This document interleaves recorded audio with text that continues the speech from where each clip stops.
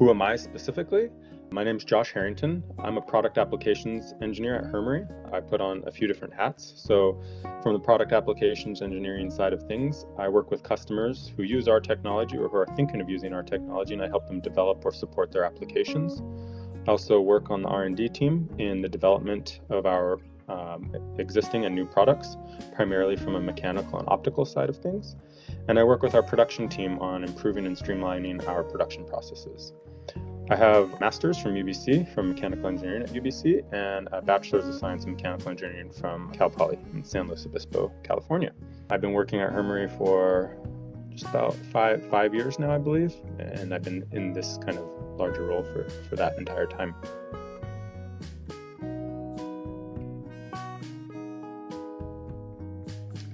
So one of the oldest and simplest methods of 3D measurement, and this was used very widely in the wood industry, is what's called a light curtain. And this was the first product that my company made.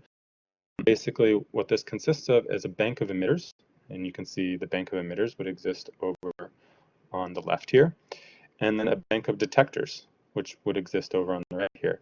And these emitters emit light via some source, typically an LED or laser diode, emit light, and that light will propagate over to where the detectors are.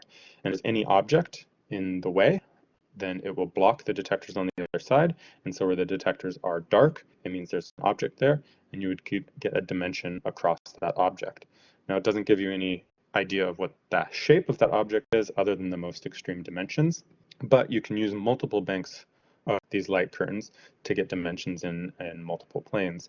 And the setup you see right here was very common in the wood industry back in the early 90s, where you'd have two banks set up, and that would allow you to get these 4 points shown in purple around a log and give you a rough idea of what are the dimensions or what is the kind of the representative ellipse at a given time when this log is moving through this bank of light curtains.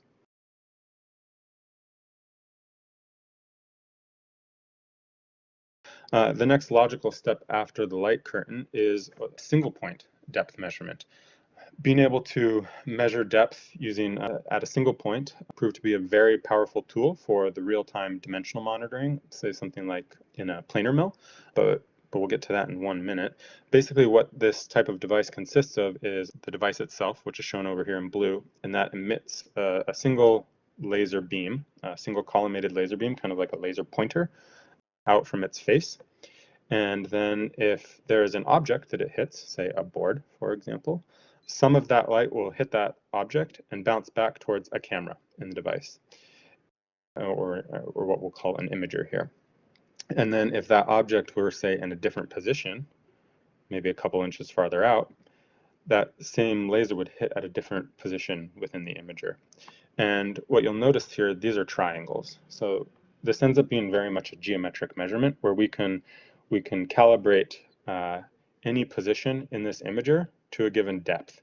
And we can do that very, very accurately to sub-millimeter accuracy and get a very high quality result. And that's largely because it's based on very solid geometries. So here's a good example of where we're using an imager or a camera that captures intensity and then using that in conjunction with structured light to get a 3D measurement. And this is a very common way of getting 3D measurements. And there's lots of different devices that use this geometric property of positioning some sort of light source with some sort of imager and getting data back.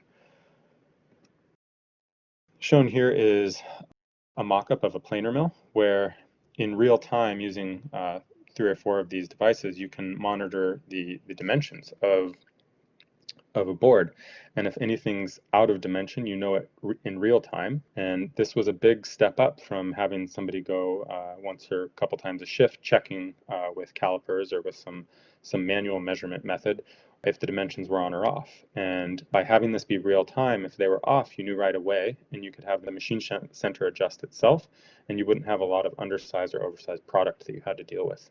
Shown over here is a model of what we call the LRS-50. It's one of the products we make. It's very small. It can basically sit in the palm of your hand.